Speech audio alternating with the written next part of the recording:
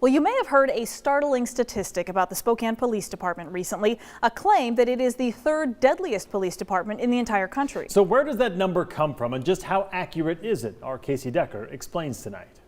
The number comes from this website, mappingpoliceviolence.org. It collected data on people killed by police across America's 100 largest cities between 2013 and 2020. Spokane had 17, an average of a little over 2 per year. Then the site did some math in order to basically compare the city's death rates per capita. Specifically, it extrapolated how many deaths there would be if every city had exactly 1 million people. By those calculations, Spokane would average 9.9 killings per year, and that would in fact rank it third amongst those 100 cities. And when you look at that at face value, that would understandably have an emotional impact on a lot of people. Spokane's police chief, Craig Meidel, doesn't dispute the hard numbers, but he says the way the data was analyzed doesn't tell the full story. He posted a video last week that broke down some of his complaints. Spokane does not have a population of 1 million.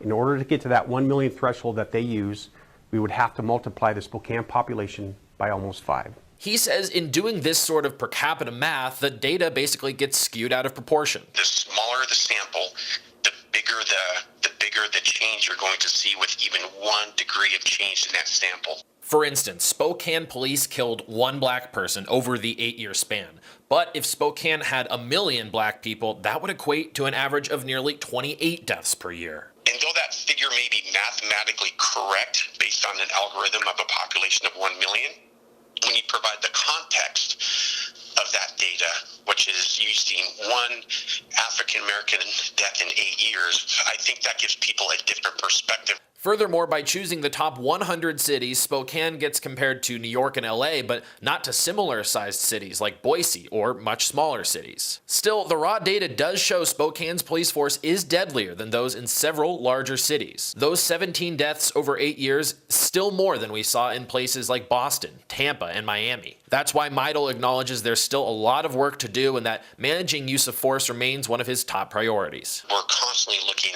at different ways of honing how our officers are engaging, from our use of force review boards, which every month looks at every single use of force. Casey Decker, KREM 2 News.